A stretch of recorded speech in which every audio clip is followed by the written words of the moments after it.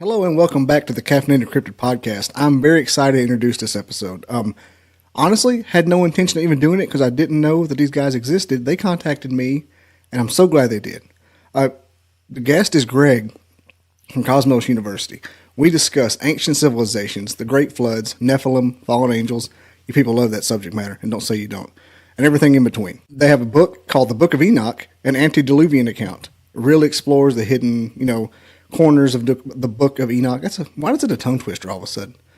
And gets to the meat and taters of the Book of Enoch itself. We talk about it a lot, and more of an interesting subject than I thought it was. You can follow all of their ways to get. You can find all the ways to get a hold of them at cosmos.university, and their book is on Amazon. And of course, those links are in the description. But this was a fun episode, and you guys are going to love it. I know I did.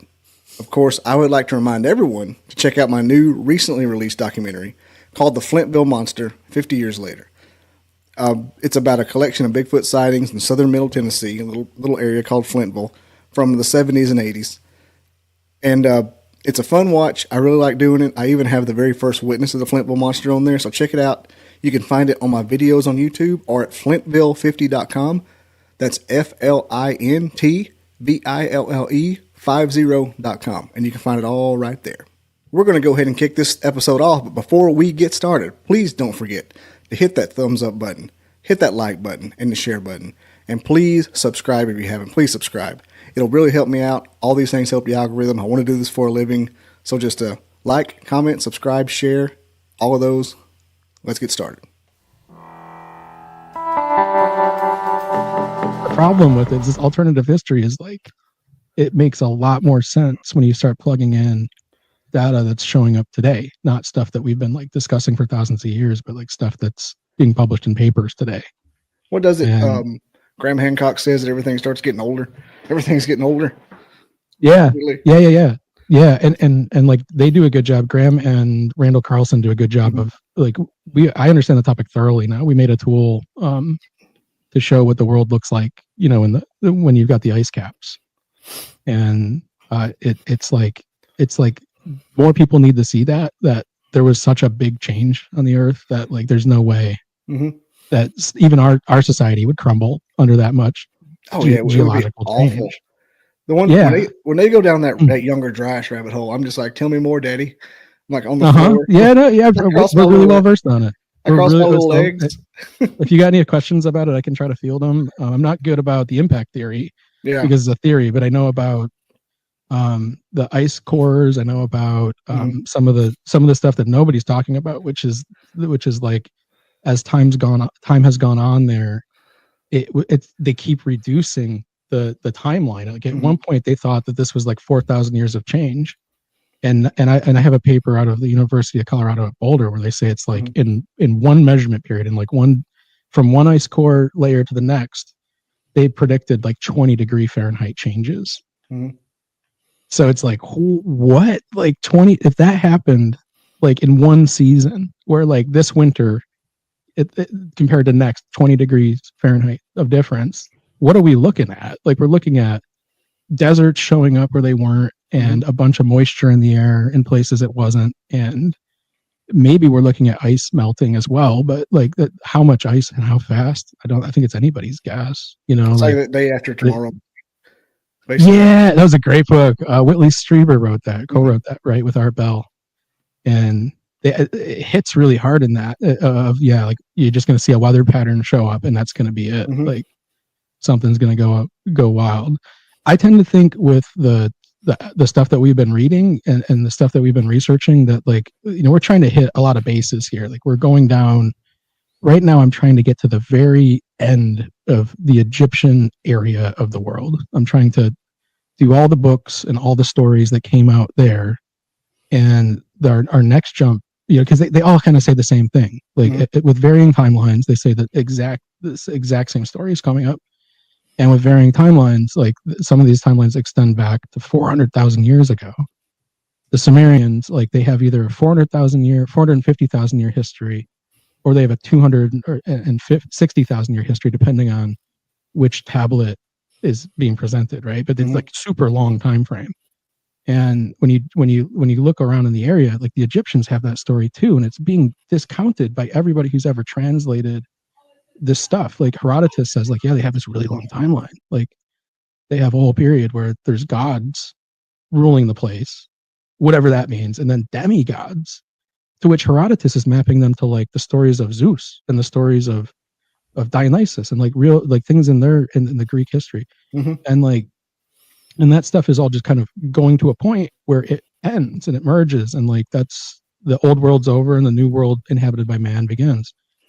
And there's even a story from this guy Manetho, where they're claiming, like, I had to do the math on this because unfortunately the dates were originally written out, and then somebody who was translating it said these are too long, they must be moon cycles, so they divided everything by like 12.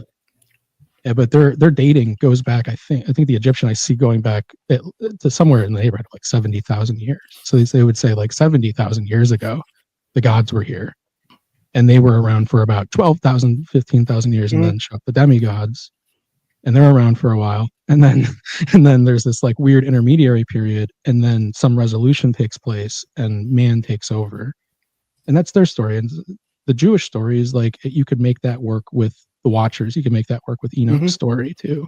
I was going to say it's almost the same thing. the Egyptian and what I know about Enoch.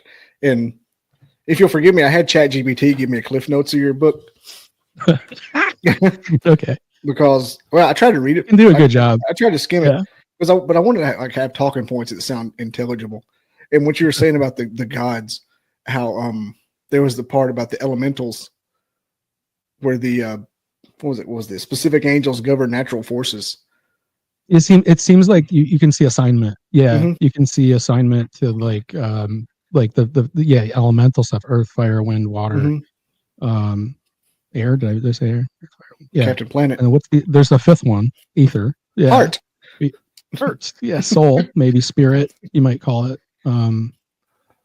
Yeah, there's certainly like some extra on top of this. Like there's some it's hard to see some of these things and consider them they're only physical, like that they're, because it seems like some of the assignments are divine or celestial kind of things, like they're on some other level.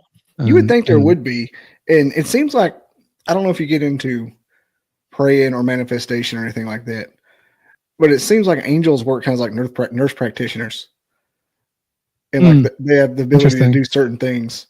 And like they don't have to go. They don't have to go to the big guy for everything. I mean, if you need, it seems like the story is they're on orders. They're on orders that don't get updated very often. And like, I mean, we can speak to like celestial timing and divine timing and all that, but it seems like they're in real time, and like they're locked to the sun, in a sense, and they're not sure. It feels like to me when I read it, like they're almost like, how were we expected to do anything but this? We were told to watch and help, like, and it's like, yeah, because the boss isn't there micromanaging at all, but the boss is like, yeah, but you were definitely not told to have babies with them. You're definitely not told to give them some of these secrets. Like they're called secrets for a reason. And you guys, in the Book of Enoch, it says they sign a contract.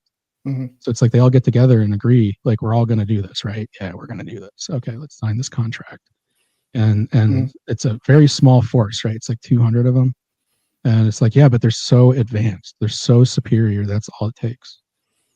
That's all it takes. 300, 300 super advanced beings against an entire planet. It's like that might be all it takes. A brigade of U.S. soldiers take over a small country. It's just right. It doesn't take a while.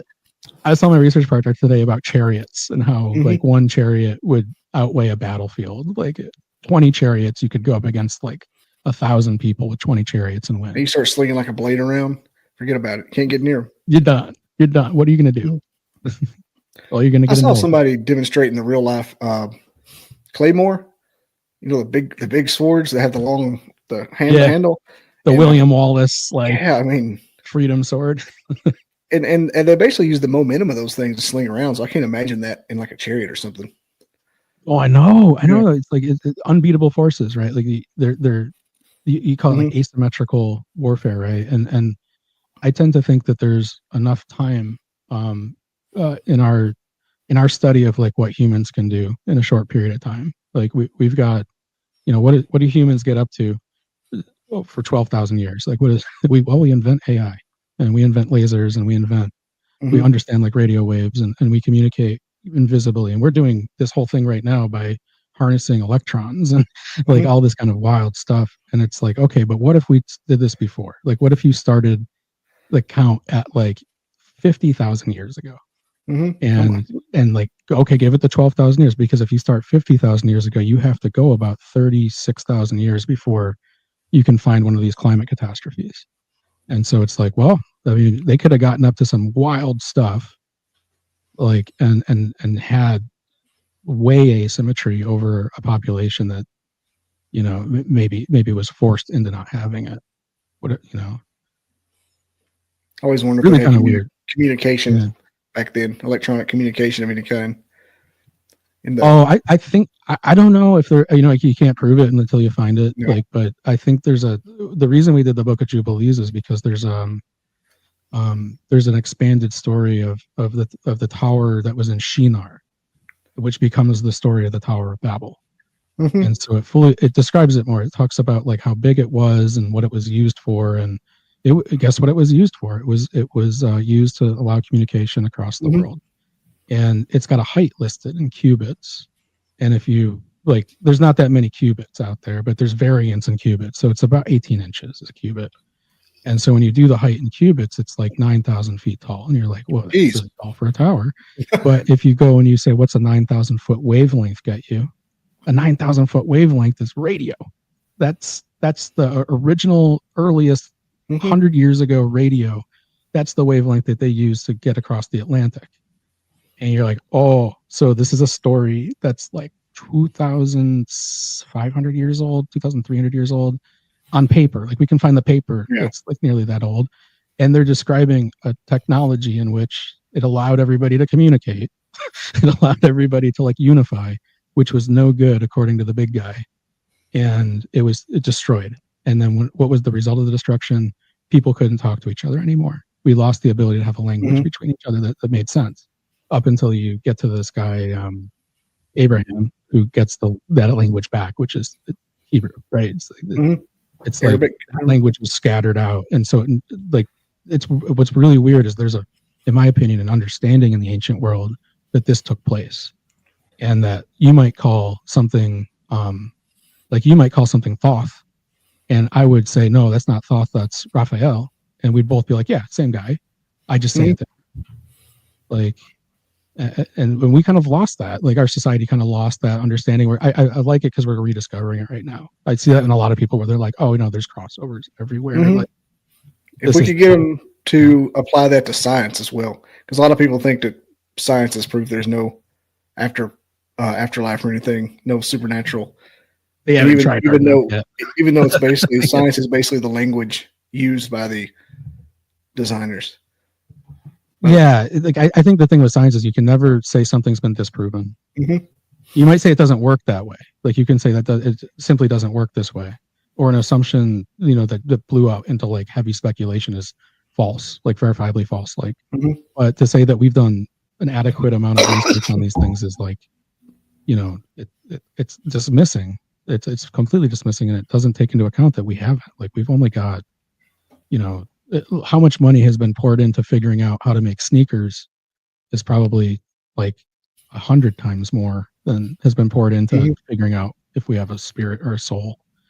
And these experiences are sort of just relayed through accounts. So if we have a bunch of people saying a thing is true, and science we just haven't discovered the particle or the right way to see it. And I don't think we need to invent anything to find this stuff either. I don't think we need to go out and like discover a device in order to measure this stuff. I think that it's measurable right now, and people like to dismiss it. Like people like to say, well, that's something else. It can't be that. Because like we've studied this a little. I'm looking at my partner. Like, we studied this a little bit, and we have a device that like anybody can go buy this thing, and you can just like hold it next to your head, and you can see radio waves coming off of your body. And it's like, okay, we're transmitting a lot off of our bodies in terms of electromagnetics. And the thing about electromagnetics, especially the ones that come off our bodies, is Those ones do not care about the wall in front of you. They don't care about the distance all that much. They're there. They're gonna sneak through every solid object, just like radio waves do. Mm-hmm. And it's at that point you go, well, there's a mechanism. There's your don't go searching. Your mechanism is it's electromagnetic radiation that's propagating something or holding something together. There's no reason to invent, fractal dimensions and, and something like you could if you wanted to, but to explain it maybe, but it's more or less like it's right there. And we really have not gotten to the bottom of how influential that is. And I believe it could be a passageway for things like ESP and telepathy and these kind of weird things that people have happen where they're, you're sitting there and you're like thinking about somebody and then they email you or call you or something. And it's like, how did that happen? Like, why has that never been studied in any great capacity? Because that happens. They try to. There's been some of the most extreme versions of that study that I know of involve taking something that you would consider biologically entangled, like a mother and its child. And we're not talking about humans, right? And I don't think anybody's scaled this up to humans that I know of or that's published on it. Well, you could take something like an animal, a dog that's got puppies. Mm-hmm. And I hope they didn't do it with puppies, but you just imagine this and you separate out one of the puppies and then expose it to extreme stress. And the dog can be 10 miles away and it's the mother dog is getting stress responses. Like she's getting an intuition that her puppy's in danger. Mm-hmm. And you're like, well, that's how you have to test those things is like under a controlled, repeatable condition, It's borderline cruel, so that's probably why a lot of it hadn't been done. Right. Well, it is really, science is oftentimes cruel to get to an answer quickly, so and cheaply. So if we wanted to do, we've talked about doing some like wide scale studies, but it's like, how do you get 100,000 people to volunteer and then faithfully submit their data to you? If you were to try to like arrange for some sort of like intuition that you could, you've got maybe half the group thinking about the number 5, and then you've got the other half writing down the number. And you got to do this like every day of the week, all the time, because you don't know if there's environmental factors that would mess with that. You don't know if it's dark out, if that makes it easier for the signals to move. Like you just don't know anything. So you would have to conduct these tests like for years and then analyze like if there's any anomalous, like, oh, it just so happens that on a full moon, this works easier or maybe works worse or whatever. That'd be huge.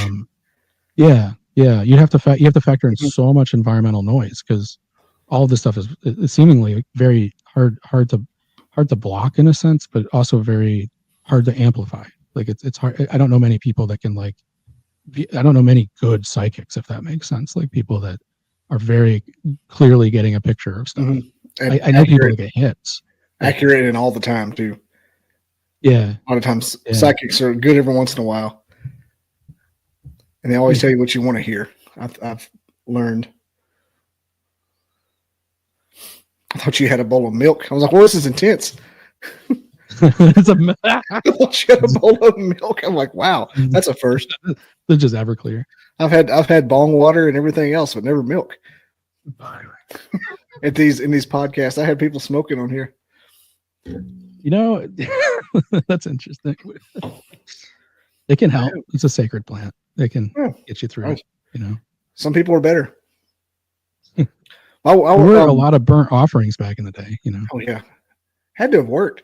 The self-suffering makes things happen. So cat of nine tails kind of thing, like fasting works. So there's something to it, right? There's something to it. Like there's I've always thought that when I read this book, the Goetia, the Lesser Key of Solomon, that kind of thing. And like all they're describing is basically like putting yourself into a position where if you don't, that you're committing to an action like fasting, right? And being like, if I continue doing this, my life's going to expire. That's the way this is going to go. And then like spirits show up to be interested in that. Like they're interested in this, like, you're slow. You're kind of like you're committing suicide, but at like ultra slow speeds. And like there's some magic to that. There's some I believe like the Templars called it like tempting the devil. Like if that's where you can get the magical powers by tempting the spirits. Like you tempt them, you don't give them what they want, you tempt them. And there's a lot of ways to interpret that. Like that gets with the Templars gets interpreted as them being celibate up to a point, and things like that. But yeah. There's something like really interesting about triggering the outside force. Like how do you get it to pay attention? Oh yeah, I think suffering is a universal currency to the universe. Or you think so? I've noticed it that when, they always say when you manifest, your world falls apart. Or you try to you pray for something, right before something good happens, something bad happens. And then, like you have that tower. You desire something too hard, it will never happen. That's old Testament stuff. Mm-hmm. Oh, definitely Old Testament. Like they always say that. I think you have to suffer a little bit to get something, because some people say it's karmatic, but I mean, it may be all the same thing, like we were talking earlier. What's a driver? You don't get houses unless you don't like the cold and the wet. Mm-hmm. You don't get all that stuff. You don't get cars unless you suffer through travel. Like, tired of walking. That's an interesting way to look at it. Maybe you could you could draw a line and say, yeah, everything comes from suffering. Like everything comes from thought. That'll get you. Everything in this room, somebody had to think about. That'll ruin an afternoon when we think about that. I go down those kind of rabbit holes. I'll be listening to shorts and stuff, and people that shaman or whatever. Like everything you own right now, you thought about at one time. Somebody had to be like, I'm going to do it. Yep. I'm going to design it. Every book behind you, somebody had a plan in their mind first. Oh, books are wild. Yeah. They're wild when you think like some of these books, they'll have 30, 40 different people on them, like various people who made sure that thing came out the right way and transmitted the right way. But I do have a lot of books too that you can tell nobody thought about it. Like just made them. They made it. They said I'm an author. There's this thing with people that do like podcasting, I guess, kind of like I do, and this book I'm going to show is not an example of what I'm talking about, because this lady is amazing. But they'll write these books with these anthologies, and they're like this big, 100 pages, 200 pages, just enough to read on a plane ride. And that'll be their book. I mean, that book I just showed was awesome. But like everybody will have a book, and all it is like three of their best podcasts transcribed to a book. That's a lot into that. That's so it's a new thing. Like in the past 10 years or so, that company showed up and changed the game. Book in a Box or whatever. Mm-hmm. And they're like, everybody, you could $10,000 and we'll write you a book. We'll ghostwrite it for you. And so a bunch of people did exactly what you said. They have like 10 blog posts and it becomes a book. Mm-hmm. That's what they say to do. Just take the most popular things and make a book out of it. Yeah. I mean, it's a way. I would say it's a means to an end. If you can like break up the work of a book. We didn't do that with Enoch, but looking at it, it's like we could have published as we were discovering and figuring out like what it is that resonated with people and applying more research to those topics, and then going out and saying, okay, the best 10 of these are going to make it into the print version. It's like a means to an end. It's a way to keep going without having to do the big thing. Because it feels pretty big when you get done with the book and you hit you hit the button to send it to your printer and you're like, oh man, like there's a lot of words in there. I hope I got them all right. Like you always got one forget something wrong. Yeah, we find that stuff. You have a comma where there's supposed to be a period, something like that. Infuriating. Let me ask this about the Book of Enoch: when was it supposed to be written? That's a good question. I know it takes place in Genesis. A good question. 2-part question. Yeah. Okay. So let's go 2 parts. Like if we go by like when's the version that we're looking at meant to be written? Second Temple. So it's there's a bunch of books that show up all around 300 BC, and so that's the paper version. That's like the words were figured out then. But part 2, this is supposed to be written by Enoch. You said BC? Yep. Okay. Wow. Yeah. Okay. I thought you said 2nd, 3rd century BC, but that's just for the words. That's just for the paper. So don't take that to be anything. Let's say, okay, this is Enoch that wrote it, right? So the book takes place it's a mixture of phrases that are like third person, where it's like, and then Enoch did this. It's a mixture of Enoch saying, I saw this, I did this. And then there's another section that's a fragment from what appears to be a larger collection of books that we don't have from Noah, where it's like, I, Noah, saw this, right? So that you've got these three narrators or three different positions. If it's Enoch and you say who's Enoch? Well, Enoch is a few down from Adam, and he's the great grandfather of Noah. So that places him before a global flood, a reset the whole world event. And if that's the case, I would confidently put Enoch at maybe, I confidently and maybe kind of contradicts, but it's kind of hard to figure out exactly the timeline, but you're looking at probably in the range of 12 to 16,000 years ago, like 12 being the most conservative. Yeah. Partner's looking at me weird. But when you have to identify like a global flood, you've got to say, well, I mean, geez, a global flood, that's 10,000 BC.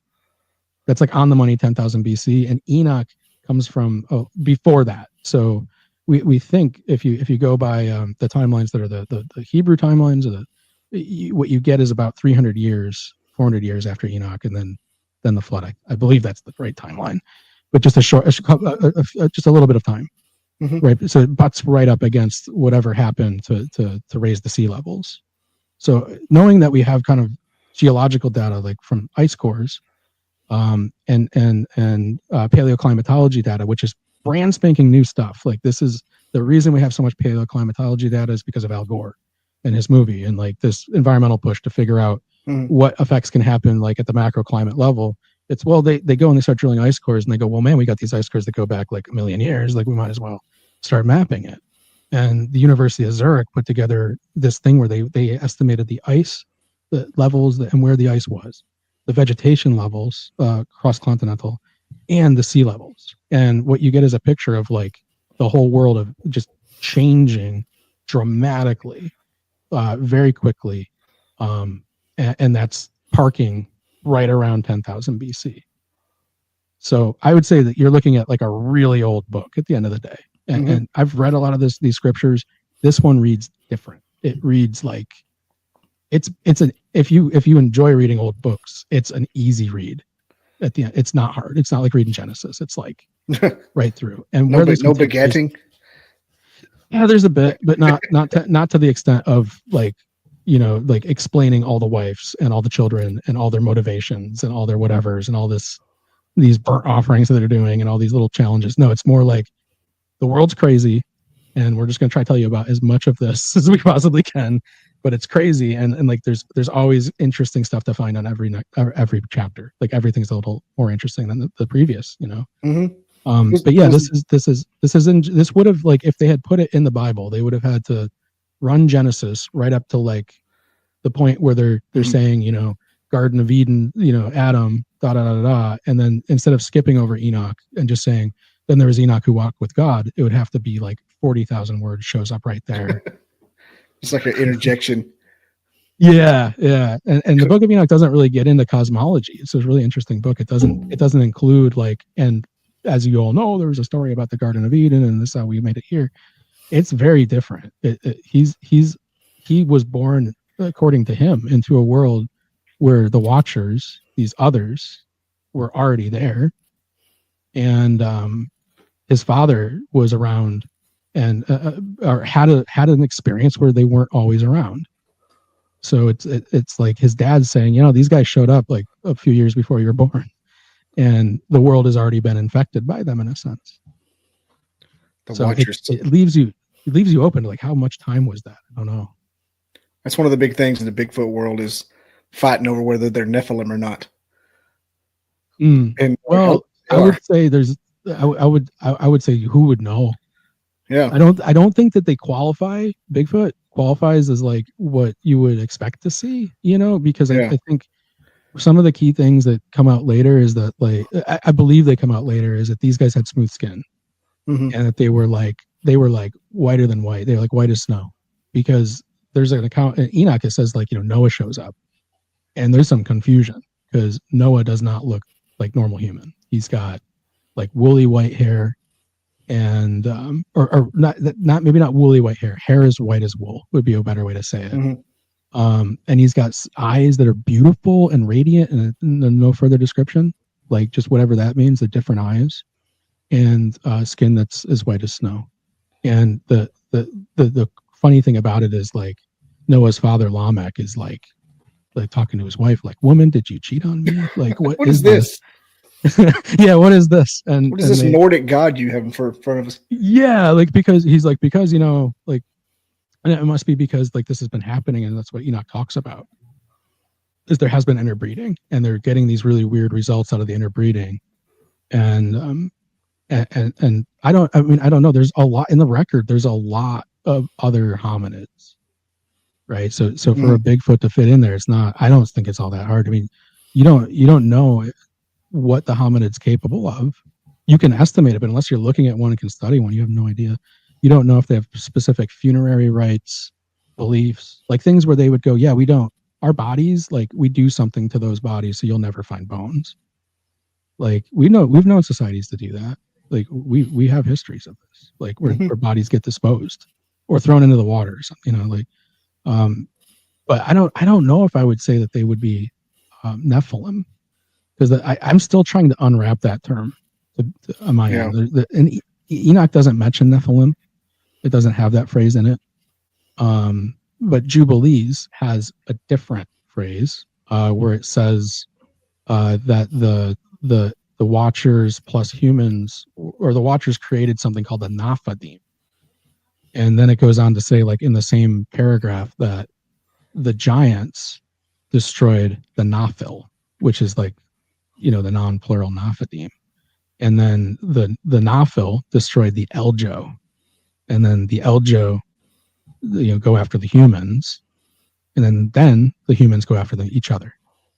And it's like a domino effect of things that weren't supposed to be there, introducing violent resolution.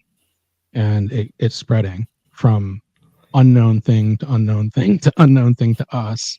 And then we just kind of keep doing it because it's effective, I guess. Like, it's an effective thing. There's no wonder we had to be wiped off the map. Like, this is getting out of control. Yeah. That's sort of the thing you get, is like, and there's no other way to resolve this at this point. Like, the only thing we can do is to you know, there's a line in Enoch that's like, to erase all the monuments and all the works, like, to just get rid of everything. And we don't see it. We don't know exactly what gets transmitted to Noah through Enoch, other than knowing that Noah was given information to get transmitted.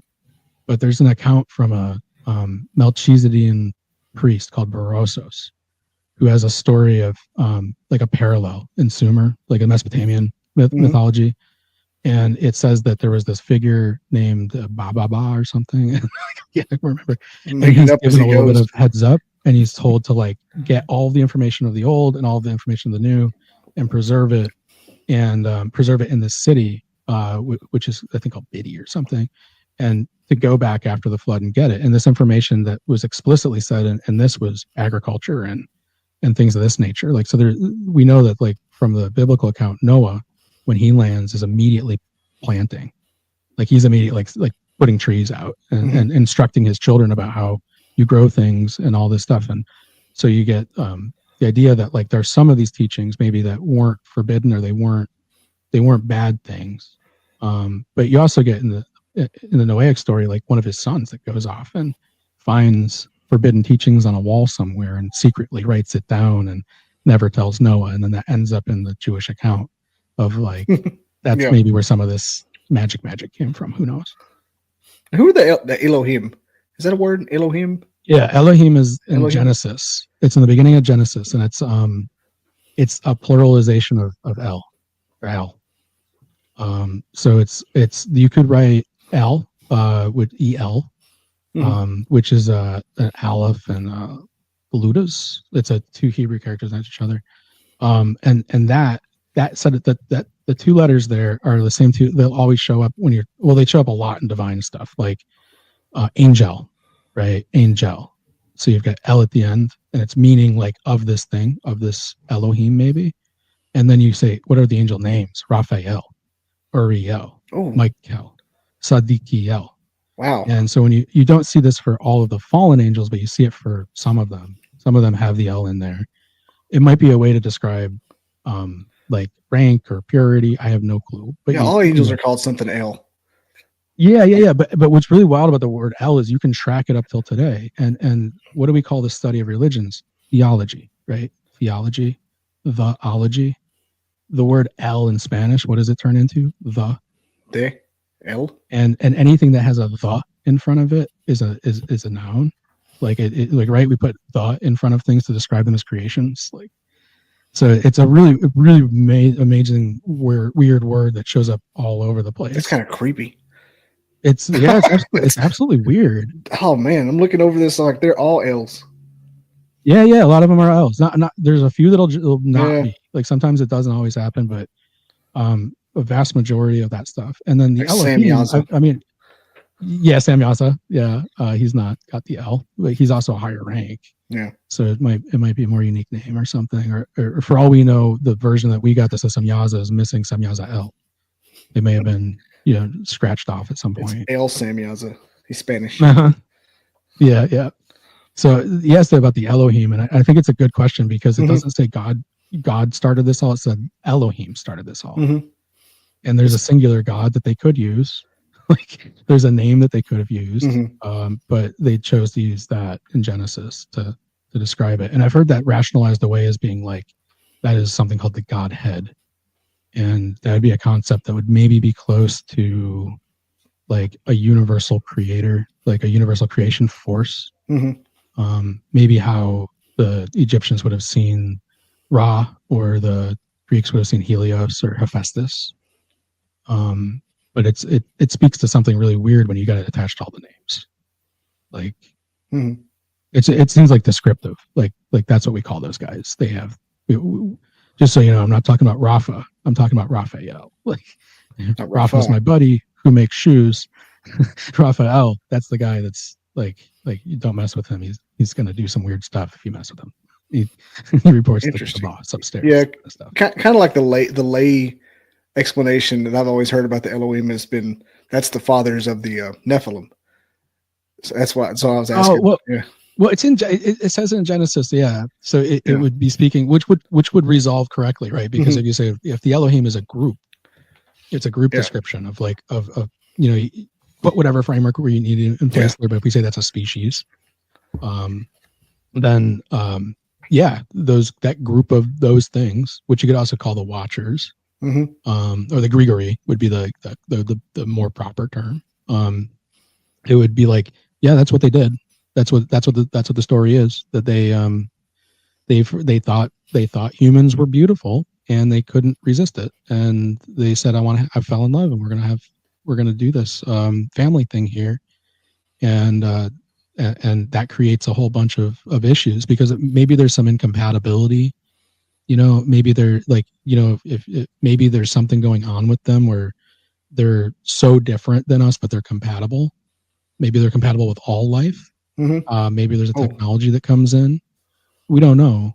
And some combination of things takes place where like, no, women are able to bear their children. And some of the children that are coming out are destroying the world. Like they're classified as giants. Like, and the Book of Enoch doesn't say Nephilim, it says giants. So it's like, what does that mean? Does that mean like they're having a baby and it's just like something is wrong with the pituitary? Or maybe it's some weird crossover and you're getting 30-foot tall people? Because I don't know. We don't have a lot of like information to look at about those stories. But what we can see is like artwork. We can see some really old artwork showing giants. We can see some right, like some maybe artifacts of like big people that were making stuff on our behalf. Maybe, like, I don't know. Like, it just seems like that story is in every ancient culture, no matter where. Yeah. You got every culture has like tortillas and giants, and there's got corn and giants. Yeah, there's something else. There's something else that they always said. They always have a great flood. They got tortillas and they got giants. No matter where in the world. And also, you typically see like something where there's something went wrong with the sun or the seasons. Those are like the key factors, and it's everywhere. So like, why I don't see why this is an alternative history. It's almost like, no, we're looking at the stories that are so old they only transmitted in these weird fractured ways, but when you add them all up, Like, are they saying anything that's different? Maybe they like treated the story a little different. Maybe they had some poetic freedom with the part. But when you're laying it all out as data, you're absolutely right. You're seeing almost like different cultures have different depths of data. They have different things with which we then confirm with science. And so I think people are sometimes in a mood where they just want to look at that and say, if this whole story, we're going to look at the whole story. And if one piece of it's wrong, it's all wrong. And I like to look at it like, if one piece of it's right, we fit it into the bigger story, because we got to get out of this mindset that we're going to find that, like, I don't know, my people's or your people's recollection of this event is going to be crystalline. It serves to be like, no, it's not. It's absolutely not going to be crystalline. Like, first of all, talking about the Elohim and stuff, like, that's previous to an apocalypse. Yeah, like, it all had to survive campfire stories for millennia. Well, I mean, people were. There's a story. This is an interesting thing to think about. There's a story of like Thoth, right? This Egyptian deity who gave writing to the people, right? Enoch has a story of someone called Peneme who did that, who gave writing to the people. But the thing that's interesting about Thoth is there's kind of there's a pharaoh in this story, and the pharaoh is like not loving writing because it destroys the skill, talent, and art of memory. Like, that memory is a thing that you can train. And so being good at telling a story that's like 50,000 words, word for word, is possible. People do it all the time. There's orators who can memorize 8-hour-long speeches, right? You can probably do it. I can probably do it. There's the ways that we could go test ourselves outside of the theater would be like, go join the Masons. That's how they're going to let you in. Can you or can you not remember a few thousand words in order without messing anything up? Because that's to them a very important skill. Like, wow. And it would have been a primary skill for someone like a priest 5,000 years ago. I've never heard that before. Yeah. So basically, like the pencil was like their AI to us. It's like probably, yeah. I'd say so. Well, what it was dangerous. Because if you can remember something, let's say I'm a person that knows this story and I'm going from town to town and telling it, there's not a lot of danger in that, right? You can question me. You can ask me, like, you can question my credibility, not just my story, but you can ask me questions about the story and I might know more information than what I'm relaying. And I might, if you don't understand something, I might be able to explain it to you in a way that you do understand it. And if you have a big conflict with something, I might be able to resolve it. If I write that down and just stick it in your town, it can create a problem, right? Like, you don't have access to the person who made it. It's just whatever's there is there. And I think that's where we get into the trouble with everything that's communicated, is like, our communications for a really long time have not been interactive. Now they are. Like, ChatGPT and OpenAI, they've done something. Like, they've made information hyper interactive. Like, you can have a conversation with the thing, and that means that, like, your curiosity can be satisfied and you can just kind of like deep dive these topics. But when you start replacing, or when you go back to a time where, like, orators are being replaced with stone tablets and artworks and things of that nature, then it's like, yeah, certainly somebody could like put the word down wrong, and certainly somebody could change the words, and certainly all of these things, because it doesn't take that much effort to write a book. It takes the effort to know the content of it and to be able to like go through it line by line. So I think that we see it sort of in this one story with Thoth, that there was that art, and that was what they were relying on. Campfire stories, maybe eventually into like, no, you've got priest classes whose job is to be the memory, and it seems like they may have written down a lot, so what they didn't do is they didn't carve a lot. They didn't stick it in stuff that would have survived. It's like a papyrus or something, just rotted. The oldest papyrus we have is 4,000 years old. That's it. That's like a barely held together stuff from Ausar. It's like Egypt. Those sea scrolls. It's kind of pieced together. Yeah, but they were ideal conditions, right? Like, if those were where I live in Florida, man, if you threw some paper in if you put some paper, you're never finding that again in Florida. Like, if it gets exposed to the elements for half a second, it's gonna rot, It's wet and 105. Qumran's lucky, right? Like, it's a lucky thing that these guys, like, they built a library out there basically in a cave, like system of caves. And you almost think like they had some foresight, like they were time capsuling a lot of that information. And you mentioned books disappear all the time. Like, you mentioned how why is it alternative history? And I think it's all from the Romans. I think that's when it started. Our society is all based off that Roman takeover. Maybe because they started doing. That's who did the Catholic Bible. I mean, I'm Catholic, but yeah, where's the rest of this? Oh, we have a section in there about the Catholic, a Catholic prediction. Oh, the Pope, Pope Damascus, that's what it's called. Yeah, I saw that. Yeah, that's getting popular right now for some reason. I don't know why. Yeah, so heard a lot about Pope. So like you've got Liberius in there. Yeah, and like he's like I believe I mess this up every time, but I think he's the 36th Pope, and he's the first Pope that doesn't get sainted. And when he goes through when you go through history and try to like reconcile how did this happen, it's because the emperor of Rome, had finally been a Christian. Like, you get a Christian emperor, you get somebody who's not throwing the Christians into the lions anymore. You get somebody who's like, I've read the book and the book is good and I like this thing, but he's got things that he wants to change in the church, and he wants to take some control in that sense, right? And it seems like Liberius pushes back. And so he gets sent into exile, and while he's in exile, they make a decision where, like, you're going to be one of the first popes that just has to step out of office, my friend. Like, and they're like, who do you want as your next pope? And he's like, Ursinius, this other person, Ursinius. And that's no good, because apparently Ursinius doesn't want to play ball with the Romans either. And so they find one person that's in the church named Damasus that will play ball. And it seems like as soon as they get a situation arranged where they can do a vote to pick the new pope. And then they go after all of Ursinius's supporters, like hundreds of people killed in the street, like over who's going to be the next pope. Like, this has never happened.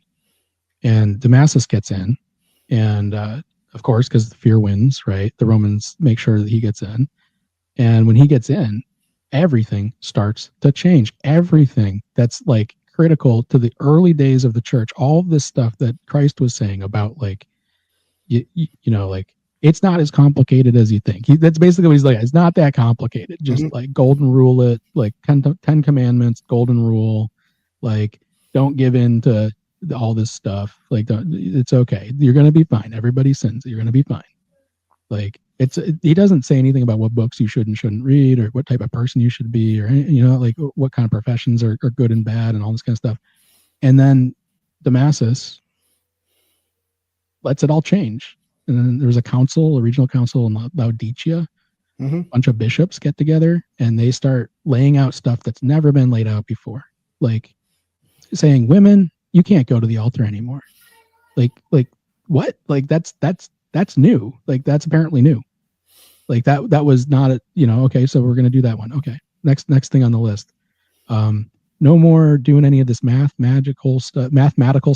No more witches, no more magic at all. No amulets, like weird stuff. No dancing at weddings. They throw in a couple of weird ones. Yeah, but where they eventually get you to, like, where is it that we're starting to restrict history is that the last canon that they throw into this council is deciding, here's the books, and if it's not one of these, you don't get to read it in church, right? And the books just so happen to be the collection of books that Damasus had created. Like, he's got maybe a factory going, making Bibles, and nobody's asking for Bibles. And then he's like, guess what? All the churches have to have this Bible, and this is the only Bible. And that's where it all starts to go downhill. And it's predicted in the Book of Enoch. Like, that is, like, there's this thing called the animal vision, and it says that after 36, it's kind of like the story of, like, sheep getting pastured. So it's like there's going to be shepherds of a herd, and after 36 of the shepherds, there's going to be a great corruption, and the corruption is going to be led by birds. And he names off birds, the animal vision. He's like kites and vultures, and it's going to be like the biggest bad is the eagle, and the eagle is going to be like what's running all this corruption. And then after that, that's the end of that that thing. You're gonna have a problem in whatever that pasture is. And the eagle is like absolutely associated with Rome. Mm-hmm. Like it may have been right, and I think even in the time of the Second Temple, like that was an association. Like, so it's interesting because like that sets it up to say like, well, God's kingdom is going to exist through the Catholic Church, but it's going to be corrupted. And so you can kind of see it as like it's there. It's probably the world's probably in a better spot for it being there, but some of the core teachings are going to have to come under reevaluation. And I'd say that like that my father was Catholic, I'm not, and I'd say that like when I look at the Catholic stuff, I think that they're on a Reformation path, and some of these things are being brought to light. But it seems like there's also like a huge element of traditionalism that's not rooted beyond. That's still rooted from the Roman takeover, like you said. Like it's still stuck in there because it's like they tried to make it so a religion could become a country, and they tried to build a nation on faiths, and it worked for a really long time, and then it doesn't anymore, right? Like they're not in the same spot that they were like during the time of city states. It just feels like it was created to be a controlling device a little bit. Like none of this makes any sense. Yeah. And there was supposed to be a separation, like that's, if you go back and you see like what was the mandate from the divine, it was like you have a pharaoh and you have a head priest. They're not the same. They're never supposed to be the same thing. Mm-hmm. And so when they combine them together, what do you get? Is you get like ultimately a lot of bloodshed. You have a religion which is, I don't know how anybody gets this wrong. Big 10 commandment, thou shalt not kill, right? It's a big one. And then you have like Noah being told over and over and over again, no blood letting of other people. Like don't go hurting other people. Like that's not what we do. All the way down to Abraham. Like we don't do war. Like that's one of the big rules, because war is just going to turn into like more war, and like you're just going to curse yourself if you do that. And I still don't understand how it is that like the Catholic Church got away with green lighting so much death. And I get the point of like, well, if you keep analyzing these statements, like there's some part of it where it starts to say to justify these actions, like, well, you're allowed to war against like these people. And I'm like, I think that comes way after the original statements, guys.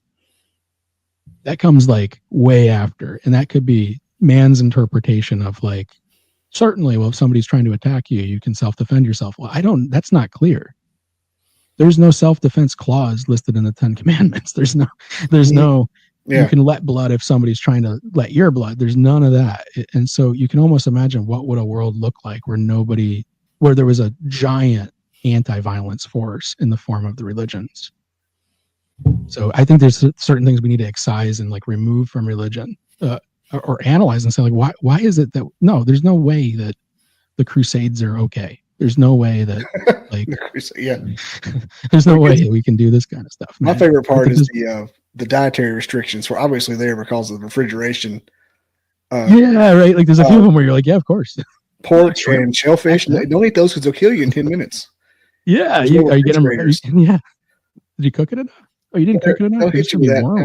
Well, it says here in Leviticus you can't have shellfish, and you just ate 47 oysters. Yeah, well, they just came in we're in the 20th century. Yeah, and some of that stuff too. I think it's like you've got to consider that Moses is coming out of Egypt, and Egypt has dietary stuff in their old stuff, right? When Herodotus was visiting Egypt, he wrote this line, and I just crack up about it because I just can't imagine what this is. But he's saying like, he's talking about there's a group of people there that are like highly enlightened in a sense, and that they believe that food is why they're not immortal, that like all disease is caused by food, right? So you see like this idea of like changing your diet in order to like get long life and stuff like this. And he's like, and one food in particular the Egyptians will not touch, no matter what. They think it's the most unclean food, and he's like, beans. They don't like beans. They think that they're cursed legumes, and they will not go near them if they will starve before they eat them. Cursed legumes. Beans. Cursed legumes got me. It's my 5-year-old's favorite food. Curse lagoons. Good. Like you send them to Egypt, they would have plenty of it. It'd be free. Did you watch it? Did you watch Seinfeld back in the day? Yeah. With Newman trying that broccoli. He goes, vile. Oh weed. Yeah. He's vile sweating. Weed. That's pretty cool. We've been going about an hour now. Okay. Yeah. That's how we roll. This is good. I hit that. Man, I like the vibe. I hit that record button before it even starts and just kind of ramps up as it goes. Oh, it's amazing. Yeah, I figured about halfway in. I'm like, okay, so we're recording. You got to be started. He's talked his ass off already. What? Yeah. Well, where are you at with Tartaria? I've noticed that Enoch was banished to Tartarus, or the angels are banished to Tartarus. Does that has anything to do with Tartarus? Tartarus, yeah. Greek word. Tartarus to them was maybe Sheol, or I would say Sheol is probably the word that we could have used there. Tartarus, yeah. And Tartarus would have been where Hades is over, right? So it's a concept. It's like a hell metaphysical concept, right? It's more than a place, more than a physical place. But you could argue that it is a physical place. Like nobody could ever take that away from you arguing it. I think you're thinking of you're talking about Tartaria, the empire, right? Yeah, the empire. Mm-hmm. I don't know a whole lot about it. I know it shows up on maps and such. I don't know. That seems like a really big conspiracy to try to cover up. That's a big one for me to swallow. Like I've seen some of the evidence, and I don't think anything. Yes, the mud showed up and covered things up, but did it happen like 400 years ago? I think that's a whole lot of. I don't think so. I think something could have happened for sure that regionally, but cities get built on cities all the time. And that's why you see some of these photos where they're trying to show this stuff. And you're like, yeah, because of course it's the Capitol building. They're going to anchor that thing like 100 feet down if they can. They'll tie that into Tesla as well. Reveal it. Nikola Tesla. What was his involvement? With the free electricity in the air, and he already had Wi-Fi internet back then. And we don't want to live in the Tesla world because we wouldn't have gotten Wi-Fi. We have got to pick one. If you're going to load up the air with electricity, you're not going to do Wi-Fi. It's kind of like the ancient Tower of Babel you're talking about. Yeah. Well, that's a really interesting concept, right? That perhaps so he built a tower in Long Island called the Warden Cliff, right? Mm-hmm. Have you seen a picture of this thing? It's like a big, it's like it's a tripod tower with like a big old dome on it or something. And the idea with that is it's not impossible. We can do these things today. We can absolutely move energy from A to B without wires. Electricity, not energy, electricity. We can do this at short distances. Like you can build what he built at a small scale, or you can build something better, and you can have light bulbs that are attuned to this thing, and those light bulbs will not require wires and they'll turn on. Whether or not that's good for your soft tissue, I don't know. Whether or not your DNA likes that, I don't really know, man. Yeah, but if electricity to the forehead. Well, we've taken that a lot further. There was a 20 years ago or so, there was a project that NASA put together, and they were on the big island of Hawaii, and they beamed from the big island to the small island with a dish to prove that you could use directed waves to send energy between two places, and basically big satellite dish here, and then they just direct the beam, and they were getting that stuff to send 30 miles, 40 miles, and it was unlike electrical towers, where if you ran cable for 40 miles, you're going to lose a lot of that electricity. It's going to go off into the environment of the cable. So you might get, I don't know, half of the electricity over 40 miles to make it. If you're using wires, they're getting 99.5% to make it that distance. And that means that the distance is probably irrelevant when you do it like that. So you could potentially scale a technology like that to unfathomable things, where you imagine how easy it would be for something like this to disappear if all the electricity in the world was generated in space, in orbit. If we had massive solar arrays up there, and all these solar arrays are optimal, right? That's where you would want solar arrays up in the in Earth orbit. They don't have clouds, of course, and they don't have a bunch of atmosphere blocking out 20-30% of the sun rays. So you're kind of like, okay, so we've got hyper efficient solar arrays, and if we put microwave transmitters, like you could potentially like shoot energy down into your house and use a satellite dish to receive it. Like I don't know like what that does to the birds or the bees, Birds but it aren't could real, be a man. technology. Birds aren't real. Doesn't But matter. you think like how hard would that be for it to go away? Not very hard. Like if that thing if these arrays deorbit, they're burning up in the atmosphere. Like you're not going to have a trace. You might have a trace of there's a little bit of metal in the atmosphere, but you're not. I doubt it. Like if you think about, like they're probably not all that big compared to the atmosphere's ability to swallow that stuff. And have you ever been near in the mountains in an old home place where an entire family generations lived? We have those here in Alabama. You go up in the mountains, you'll find these patches of buttercup flowers in a square or a circle, and you'll just find them randomly in the mountains. That's where an old home place was. A lot of times there's a chimney still standing, and the floor kind of rots. It's cool to metal detect, but like imagine this floor, wooden. This house that had a roof. Wood roof has stuff in it, and everything in between just fell in the carpet of the woods, and it's not there anymore. Imagine that over 10,000 years. Like, yeah. Oh yeah. A house. And imagine that over society. I don't doubt that the wood's gone, right? The stone is beat up and flat. Metal's gone or about to be gone. Yeah, right. It's oxidating. Just turns into little rusty balls. So yeah. And if it makes it down far enough, it'll just get crunched. If it the forest is coming in and doing the job of like putting dirt on top of it, right? And it's like it's accumulating, and you go, man, that's a good point. That if people don't take that into account much, like go look at something from 200 years ago and realize how much the earth has swallowed it already. Like how you can sometimes find exposed things that are that old, but more often than not, they're already under the ground. You don't even know they were once there. If they're not pure stone, they're not surviving. Yeah, exactly. They're not going to make it. Stone's the only thing. Like, and even then, it's going to get beat up over time. It won't. It's nice to see in Egypt when we pull these stone things out, right? But if it's soft stone, sometimes that stone has been beat up enough by the time it got buried that there's not a whole lot left. And if it's clay, it's gone. Yep. If it's plaster, it's gone. Turns it back into sand. Yeah, exactly. It won't even make it down to the bottom sometimes, right? Like it'll just disappear. And I think if you add up, like I would love to know. I don't know those numbers of like how quickly soil accumulates, but it seems like it happens. Like if you give it a 10,000 year period, look at the state that they found the pyramids in, right? Egypt is nuts to look at, like, because you'll find these places, like there's a temple called Dendara, and at the front of Dendara, there's like these massive stone columns, right? They're 30, 40 feet tall, like, massive, like, and the early photography of this place, like when photographers were going down there and like, putting the plate in and sitting there for 10 minutes to let the thing expose, the sand is up nearly to the top of these things. Like you could reach the roof with a small ladder.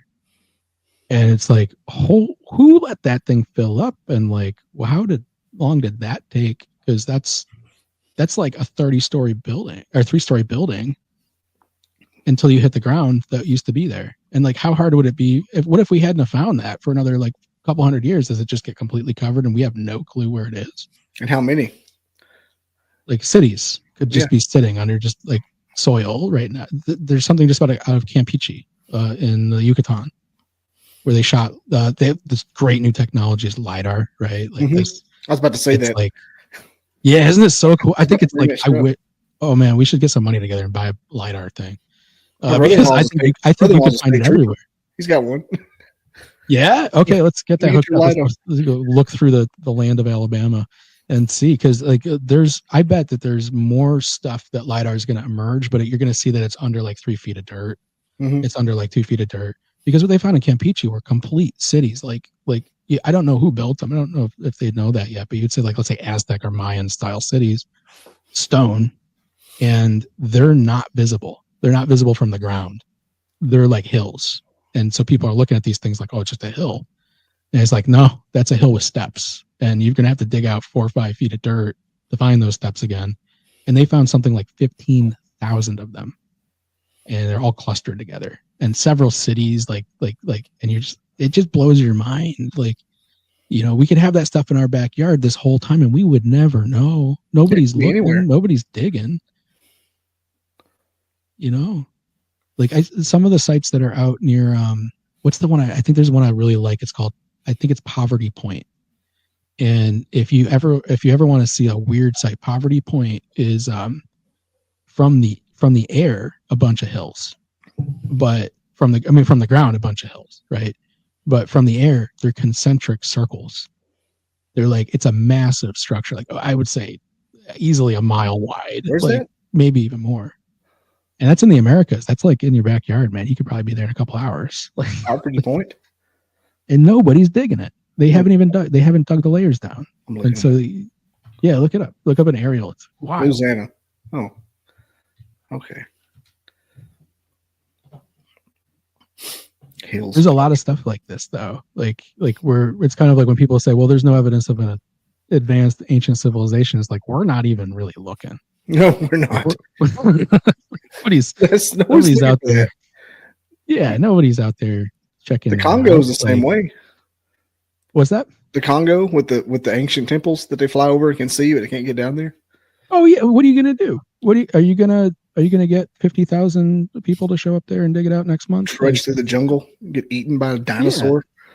So I think there's a lot of stuff that we can do. Is like, I would say, as people who are interested in alternative history, would be to help to document those areas and those sites, and scouring Google Earth and scouring LiDAR data and trying to put like pins on things to say, here's where stuff is, and maybe somebody would see that that's an interesting site to dig.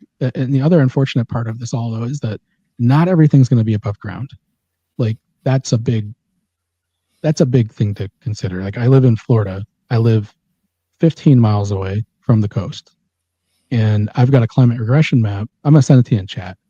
I have a climate regression map, and if you look at Florida and how much that has changed, I would estimate that like there's about 100 miles to where the old coastline used to be. Mm-hmm. So that's 85 miles of ocean down and around all of Florida. That's ocean right now. That would have been primo places to stick cities. Like, it would have been the place you're going to civilize, is you're going to try to be close to an ocean. Oh, the ideals are like ocean plus river. If you can do ocean plus river, you've got the makings of all the big civilizations are ocean plus river.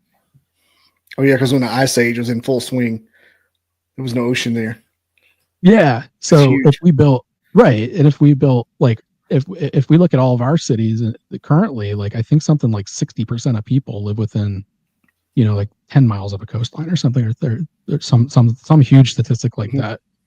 So it's like, are we ever going to find those things? I don't think so. I think you would need funding. You would need, what would even survive, like under that much water.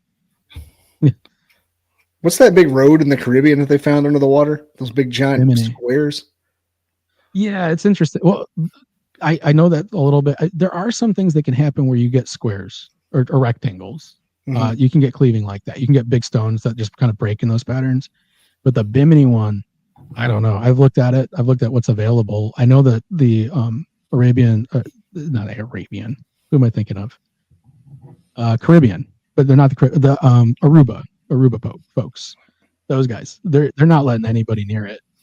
Like, so they, as far as I know, there was a group that was trying to go and dive it like a few years ago, and stopped them, not allowing it.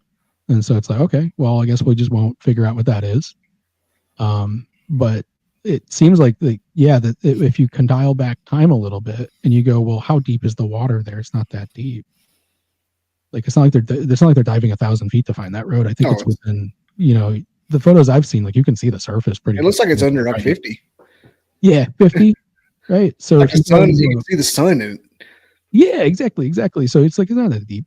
So if it's 50, heck, even if it's 100, you're still well within the tolerance levels for, like, that's above ground. Like, if you dial back 15,000 years, that's definitely above ground, because the global sea level rise from the glacial max to today is something in the neighborhood of 300 feet.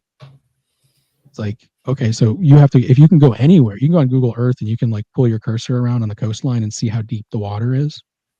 And so it's like anything that you see that's less than 300 is probably above ground. Like, and if you'll see a big line of demarcation at 300, and then you'll see a drop.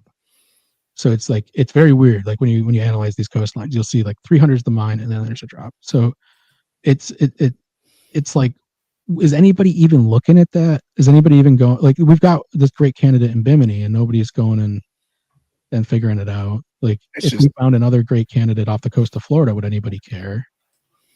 You know, they start finding bones, something like that. They're long gone. Yeah, they're long gone. It'd be hard to get like actual artifacts out of it, just the big stones. Yeah. What do you think? Water does help. It does kind of like create a lower oxygen environment, right? So, but it's almost like fossilization under the sand. Yeah.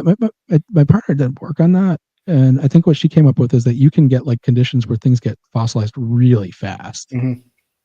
And I would guess the bottom of the ocean is like a place where that could happen. That's where you find those live action dinosaur fossils. They're like in the middle of a fight. And they're right. And you're like, they're like tangled up with an Archaeopixis mixed in with like a Velociraptor, and they're all muddied up because they get piled up by a landslide or something. That's what I always think. Is I think they must have just been like in the same landslide, right? They must have been in the same like mud thing to get them to preserve like that. But you go like, oh, how hard is it's almost, it's crazy that we have fossils at the end of the day. Yeah, what's that doing there? What's the national park? Is it Dinosaur National Park that had the Montana? Yeah, that's in Montana. That has it was like a hill or something, and like for 1 billion years, every animal slid off this hill, just ended up in a pile. It just ends up there. Yeah, like it's just like a I am just talking out of my ass right now, but it may not be Dinosaur National Park, but it's an area where everything fell off. Like this one place where like it could easily stumble and land in a puddle or a basin or whatever. And there's like a bunch of dinosaurs for like 1 million years. It's all just stacked on top of each other. Weird. It's just so weird to me that they like, how does the body hit and then get covered quickly enough? Mm-hmm. So it doesn't like, because like bones don't last that long, man. Like they don't last that long in the woods. Like stuff comes and gets rid of those. Squirrels will get a bone. Yeah. Like that's right. And so like how do you get a situation where nothing sees this tasty dinosaur corpse and does anything about it? Like I think it was something like it would happen during storms, and that was the mud would fly down, and they'd end up in a body of water like a marsh, and it would get covered up immediately. It had to be. And like it has to be that stuff. Like there's I think the other thing that boggles me is that they find flash frozen animals in the tundras, and you're like, well, they didn't just like, I don't think they just froze and fell over, and like, no, I think it seems like something happened that just froze them in place. Like they found a mammoth with food in its stomach, a mammoth with fur and food in its stomach. Still had grass. There's enough there. Isn't that wild? Yeah, and it's seeds. It's not stuff that should be around when it's winter. And like it kind of leads you to like, okay, is it possible that there was some sort of dramatic, like that Whitley Strieber book, The Day After Tomorrow, a dramatic super cell of a system that just completely removed all the heat from this place really fast? And what could cause that, right? Like what could be the cause? Comet. How in the world does that happen? Gotta be a comet. Maybe it could. Like there's other stuff. We just read a paper this week that was really interesting, talking about. Do you know what red ochre is? Red ochre? Yeah, this stuff that like they painted with, like ancients painted with this red material. They grind it up and like it's like a red pigment. And there's a paper that came out. I'm thinking of the vegetable okra. I'm like, I know what red ochre is. No, not that stuff. Not like what you fry up. No. This is a different thing. But like we see it in like in all of these caves all over the world. When you see red in a petroglyph, it's usually that stuff. Yeah. Okay. And, OCHRE. So they found they found it.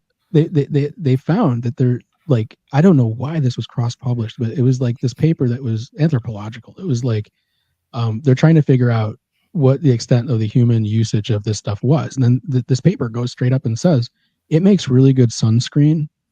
And there was a magnetic event in which like it exposed like people to heightened levels of electromagnetic radiation from the sun.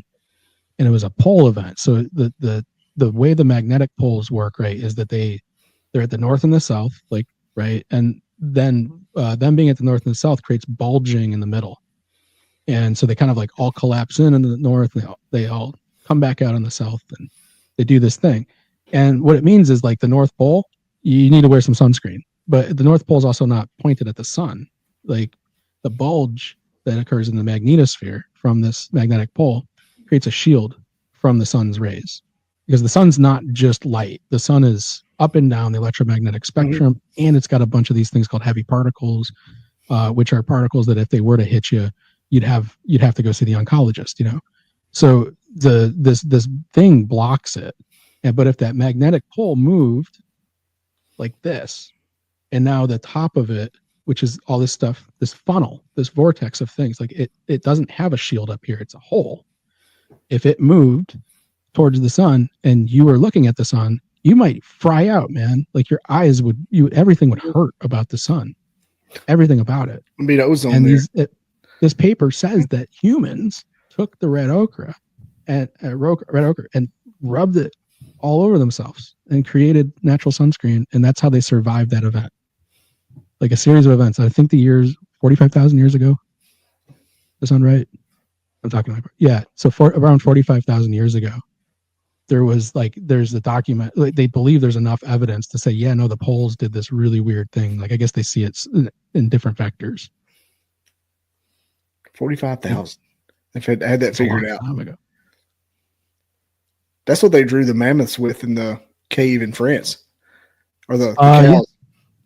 Yeah, in red ochre, in that stuff. Yeah, we were curious if like that's maybe like it happened and it's an example of a heightened understanding of an easily available natural technology.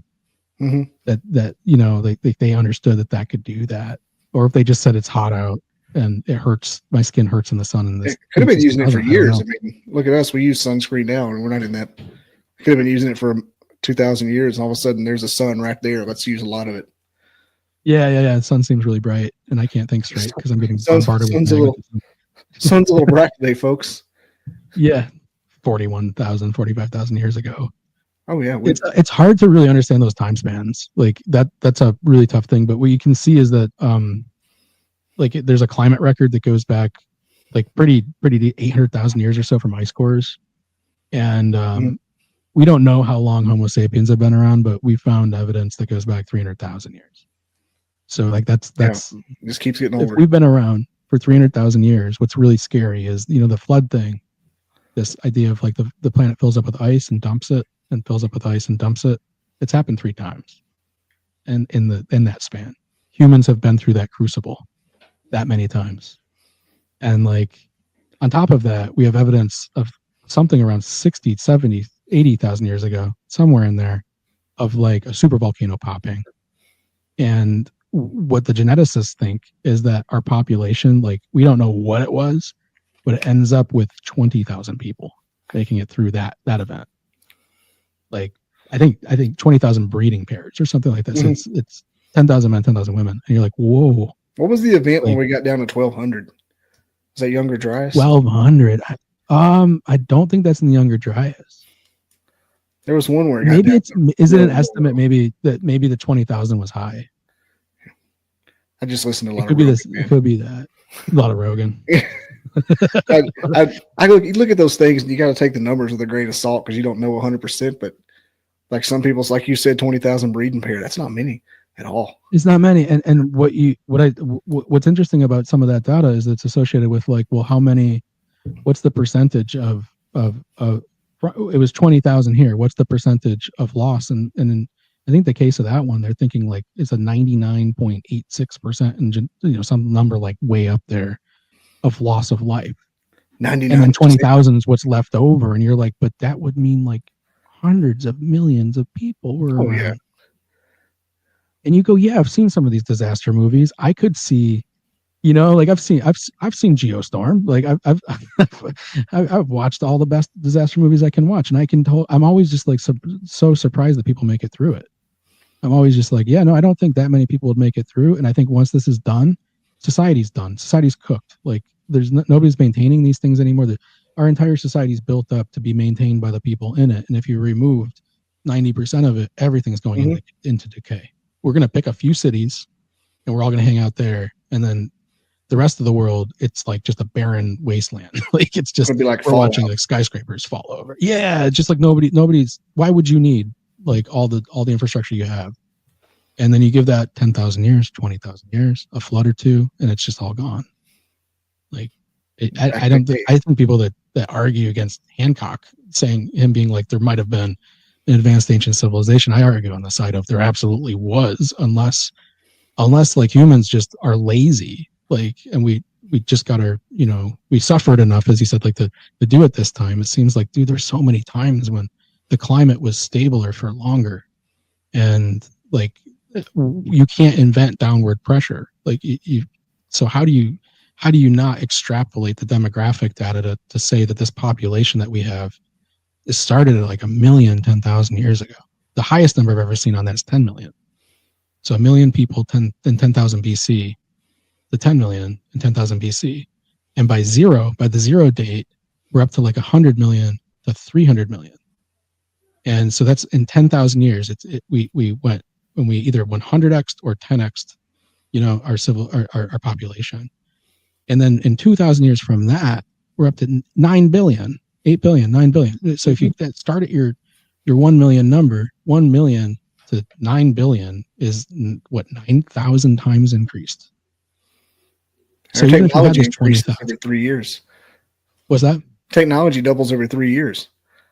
Right, Moore's law, right? Yeah. we double the transistors, right?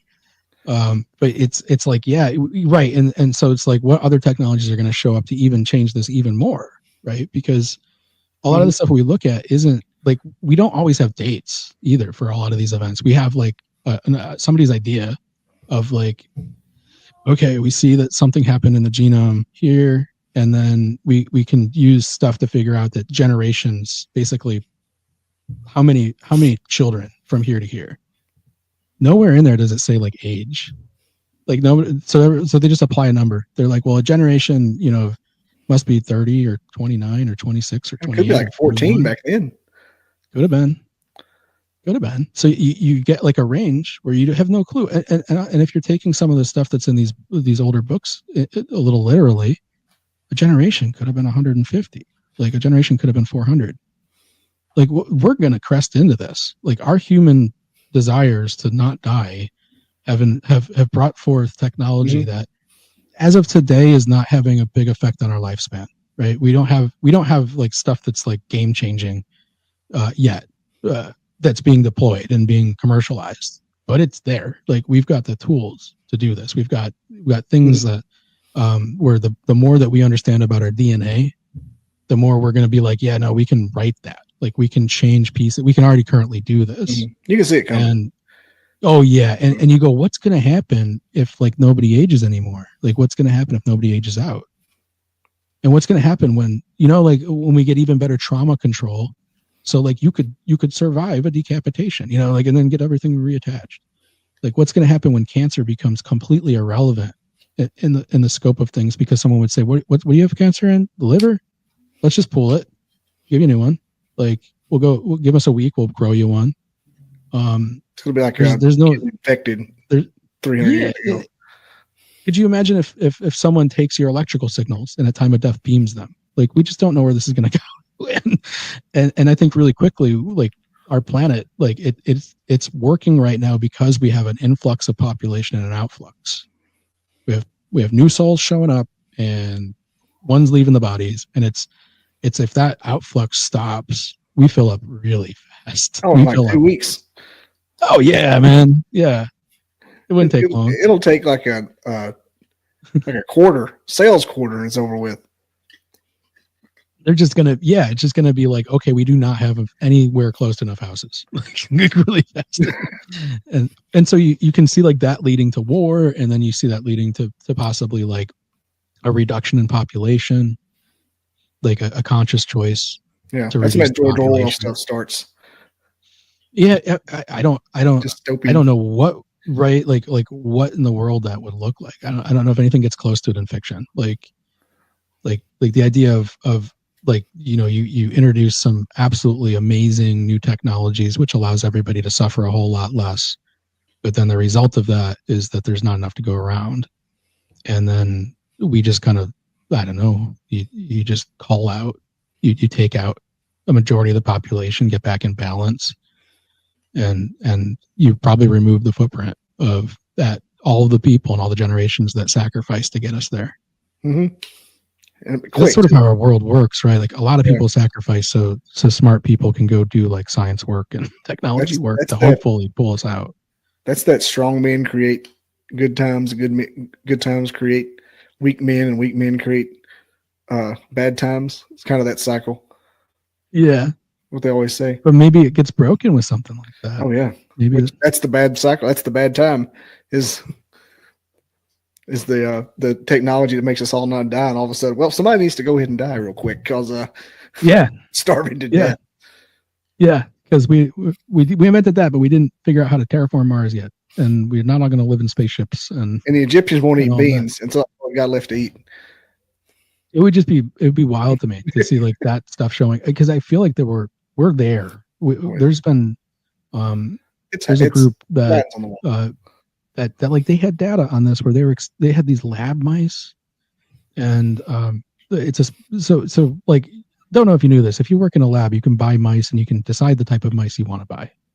And so there's like lines of mice that are designed to do different things, and you get like a guarantee out of it, right? You buy a bunch of mice and you're like, these mice are designed to not be alive more than 7 months or something like that. So you can get these kind of like control groups, and you can get mice that'll live longer, but they're kind of bred for this purpose. And there's a group that was trying to do something with age extension, and they're still a group. It's called the Methuselah Project. It's run by a guy named Aubrey de Grey, and they were able to achieve, like, at these mice that are supposed to live 6 months, they got them up to like 8 years, 10 years. Jeez. Right. And you go like, well, what's preventing you from doing this to yourself? Like as a doctor, just keeping it for yourself, giving it to your kids, like any number of things. And it's like, well, ethics, dude, like, cause we might invent the thing, but ethically, how do you do this? Like, people are fighting over Ozempic right now. They're fighting over GLP-1 peptide. Like that just lets people that have trouble losing weight lose weight. And this would be like probably around the same idea. You do like an active therapy. You pump yourself full of a chemical every once a week. That chemical goes and does its job. I would suggest maybe using viral RNA stuff, like the virus that does it, because that'll let you do it at a very elegant level, where you're doing, you're letting the body create the proteins. But anyways, you have something that you're essentially subscribing to that'll keep you alive. It's probably not a permanent modification. Yeah. So Ozempic took a company like Eli Lilly and like 10x, 20x their value overnight, because everybody's like, yeah, no crap, that's a big problem. You solved it. Nobody's going to argue about people eating less. Nobody's going to argue about people being healthier. But what if Eli Lilly also, with this, Ozempic money, goes and develops the thing that you inject once a week and it regresses your age? And every time you inject it, you get yourself 2 weeks back in terms of aging, and you take it once a week until you're in. Huh? That's the next step in that. I think so. Yeah. And I think they're going to be able to charge a heck of a lot more than $3,000. I think they can charge whatever they want for somebody who had that could charge whatever. I mean, there are people that would give up all of their money to be young again. I had a carnival fish live a year one time. I thought I was playing God. Do they keep them alive?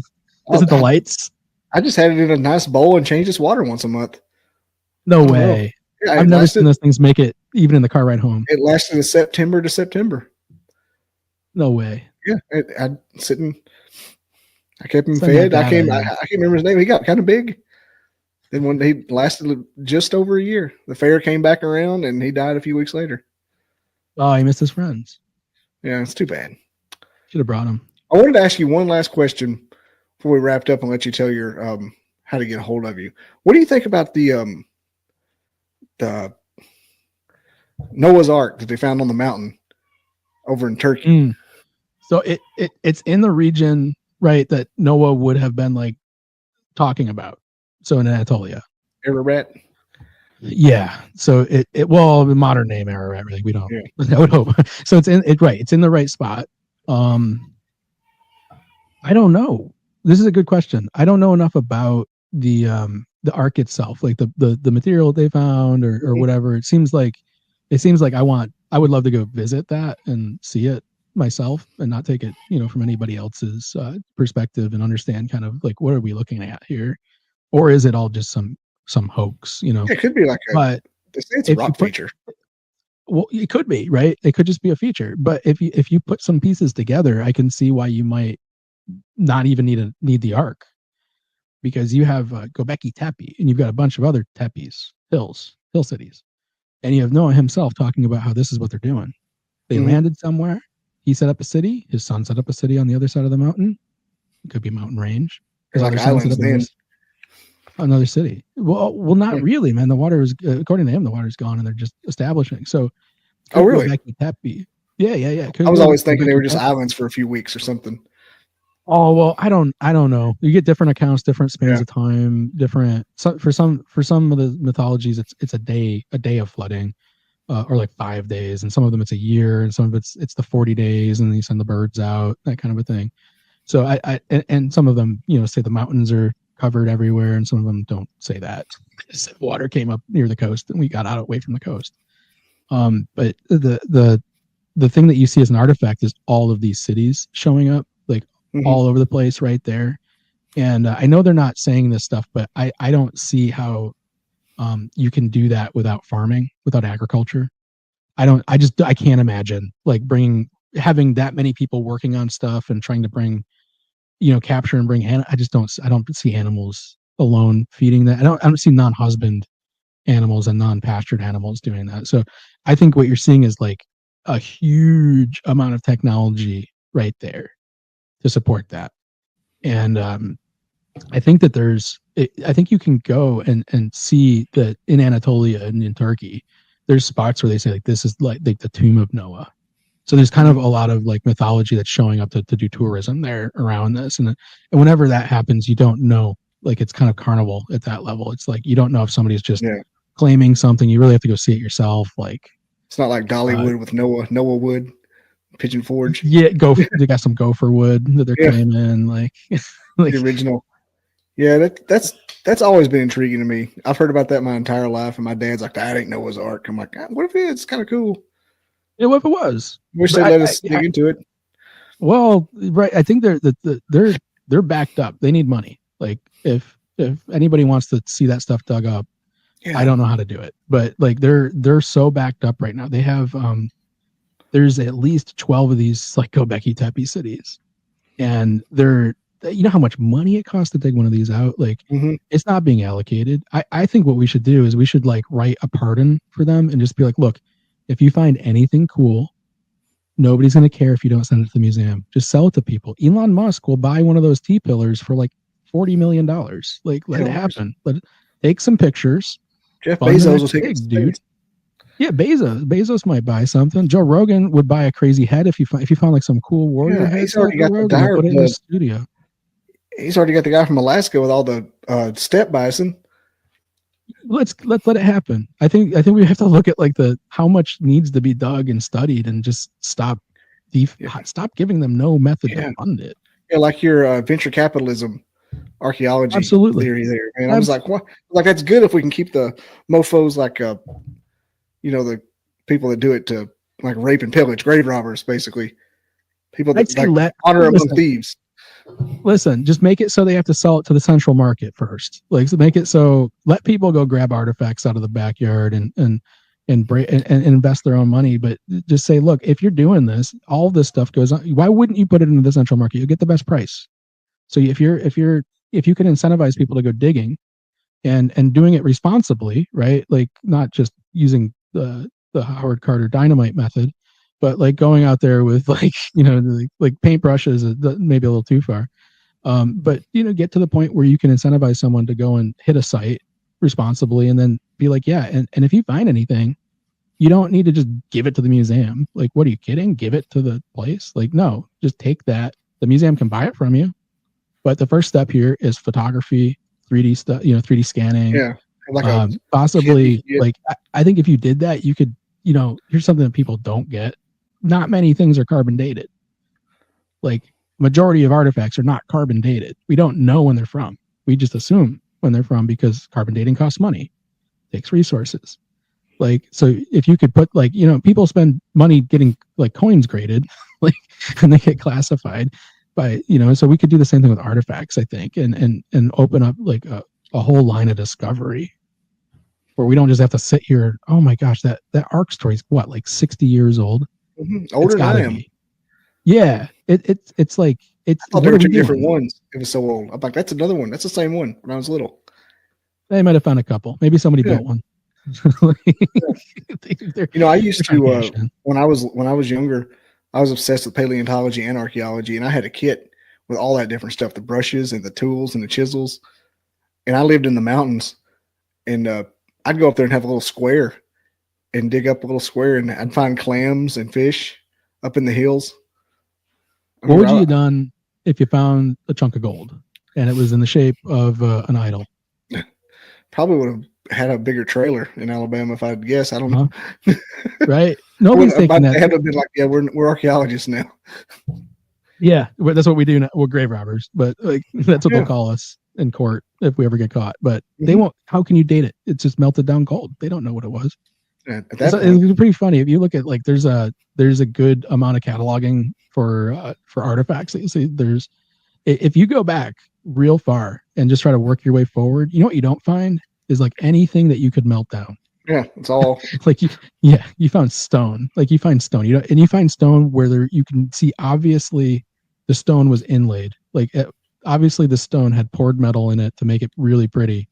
And then somebody like put that stone in a fire and got rid of got the gold back out, and then just went and sold it. There's very few artifacts that like maintain through those periods because people have been doing this forever. Mm-hmm. Anything made out of gold or silver or copper, gotta eat. It's like, look what we're doing now with the houses. We're just pulling the copper out. Yeah, it's what they did back. Mm-hmm. If the pyramid was like a power plant or whatever some of these guys say now, the wirings definitely got ripped out by numerous people who got their way in there and they took the catalytic converters out of those things for sure. Yeah, yeah, right. They're just getting whatever they can get. They're like, I came all this way, and I'm gonna take something with me. And like it's like, it's not. I would rather we're in a spot where you could take that thing if you found it and present it and keep it intact and get a fair value for it. Mm-hmm. Versus like, you didn't find anything, it's going to go to the museum. It's going to Smithsonian in the basement, or the Vatican, the second Smithsonian that nobody knows about in the mountains or something. Like, yeah. Oh, that one, that's real dangerous. We just throw that right into the volcano. Like, mention the number. That one's still glowing. You heard that? Yeah, that's not good. We didn't have people thinking about that. Right. All right. This has been a fun conversation. I guess we can go ahead and wrap it up. But how can everybody get a hold of you and what you got going on? Well, you guys can find me on find me and my partner's company. It's called Cosmos University, and you can search that in Google. You can go to it at cosmos.university, and we have contact form there if you want to get in touch with us. We have a Facebook group that's Cosmos University Official. Again, you can just go on Facebook, search for Cosmos University, you'll find us. It really, if anyone wants to get in to see what we're about, in a nutshell, we're exploring like these old things in a sort of more scientifically geared way. We're looking for source information. We're processing artifacts. We're trying to get, one of the big things I work on is scripture. Like, I read books and then I mark them up and I try to add them to a collection of information that we can cross-reference. Our book, though, the Book of Enoch, which I've got right here, this is what it looks like. You look for that. This is the not for resale, but no, this is what it looks like, kind of, minus this gray band. You can find this on Amazon, and you can just search for the Book of Enoch Cosmos. And we've got 3 versions on Amazon. We've got a hardcover, a paperback, and a Kindle. And on our website, we've got the free text. So you can just, if you want to read the Book of Enoch, you can go to our website and find it. Maybe I'll give you that link if you want to throw it in the show description. Yeah, I mean, all this is going in the description. I'll probably reach out to you. Geez, what am I even saying? Yeah, well, I want you to give your plug. I want you to give your plug. Oh, yeah. Well, I appreciate that. After this, you'll send me an email with all that stuff, and I'll put it in there. Okay. And before this episode starts, I'll say it's all in the description too. Okay. I think you did. This has been a fun episode, though. It's been okay. This has been fun, Bobby. Like, I don't know, man. I haven't had this much fun on one of these in a bit. So yeah, welcome to the Bobby Dizzle podcast. This is that's what it used to be called, where I just did rabbit holes. Yeah, there's a bunch of them. You seem to be like you're into a bunch of them.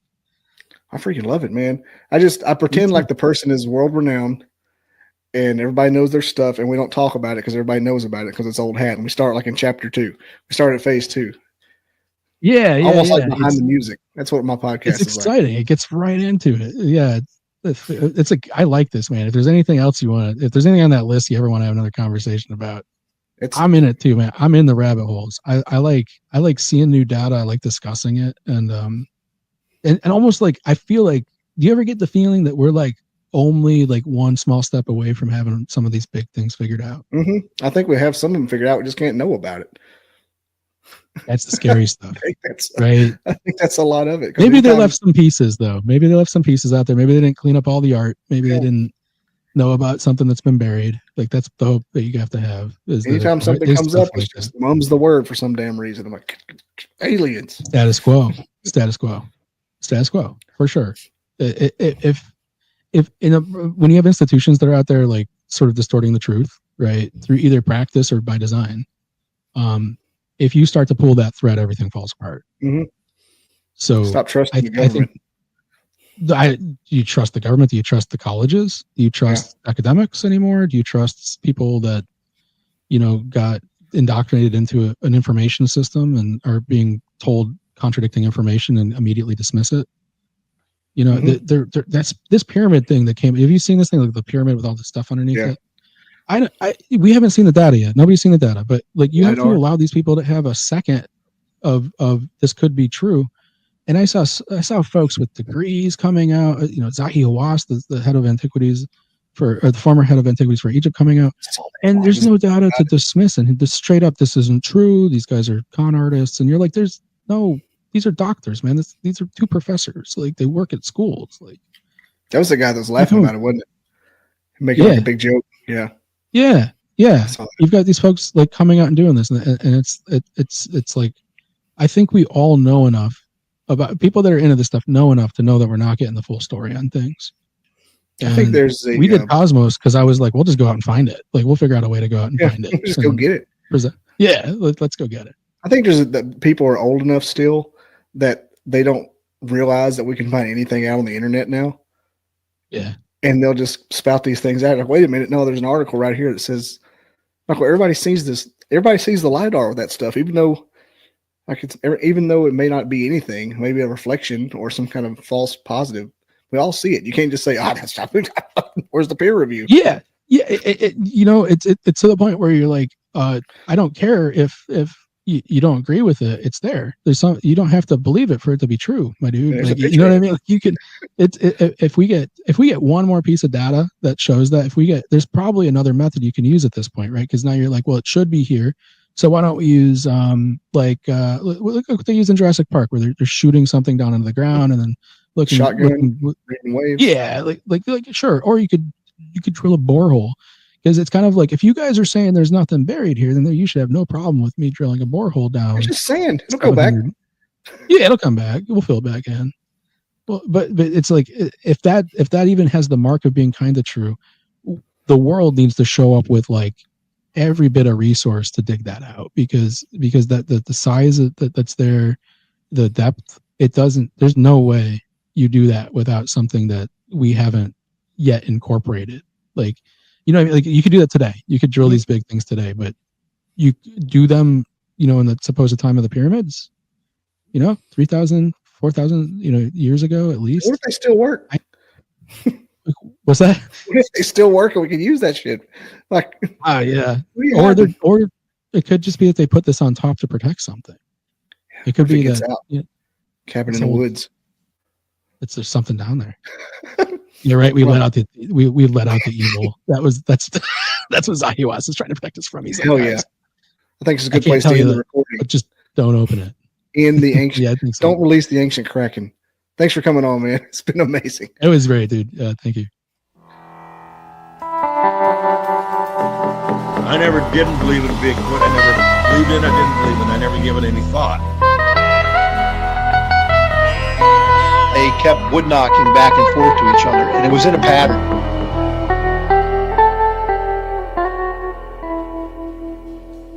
Barn owls don't typically throw rocks. I come across these tracks. Sasquatch is still not on my mind.